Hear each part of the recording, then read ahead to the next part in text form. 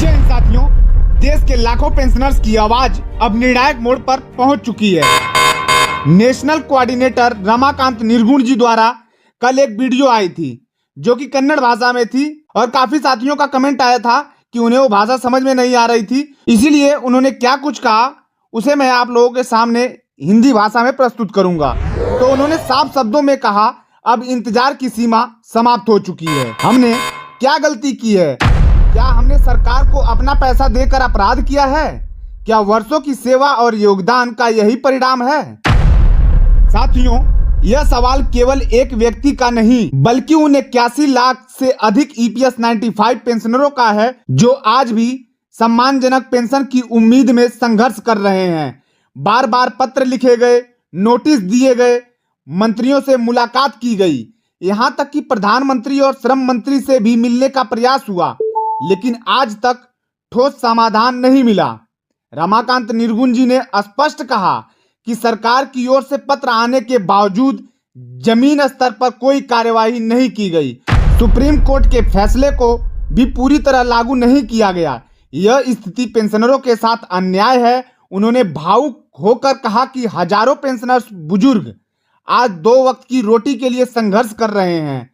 कई साथियों के पास इलाज के लिए पैसे नहीं हैं और कई साथी 7500 रुपए प्लस DA की डिमांड करते करते स्वर्ग लोक पधार चुके हैं।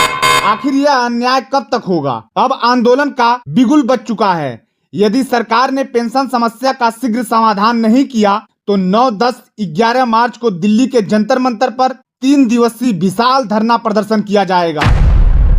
यह केवल प्रदर्शन नहीं बल्कि सम्मान और अधिकार की निर्णायक लड़ाई होगी। उन्होंने साफ शब्दों में कहा, यह हमारी आखिरी लड़ाई हो सकती है। इस बार दिल्ली जाएंगे तो जीत कर ही लौटेंगे। बिना जीत के वापस आने का सवाल ही नहीं उठता। देश के हर जिले और हर तहसील में बैठकें आयोजित की जा रही हैं। सभी पेंशनरों से अपील की जा रही है कि वे अपने जिला के नेताओं से संपर्क करें, टिकट बुक करें, अपनी सूची जिला नेतृत्व को सौंपे ताकि दिल्ली में रहने और व्यवस्था की तैयारी सुचारू रूप से की जा सके। रमाकांत जी ने यह भी कहा कि अब केवल भरोसे के शब्द नहीं बल्कि ठोस और निर्णय की आवश्यकता है। सरकार को यह समझना होगा कि यह आंदोलन किसी राजनीतिक लाभ के लिए नहीं बल्कि उन बुजुर्गों के सम्मान के लिए है जिन्होंने अपना पूरा जीवन देश और संसाधनों को दे दिया। साथियों, यह समय एकजुट होने का है। सोशल मीडिया पर इस संदेश को अधिक से अधिक शेयर करें। हर पेंशनर तक यह बात पहुंचे कि अब निर्णायक संघर्ष का समय आ चुका है।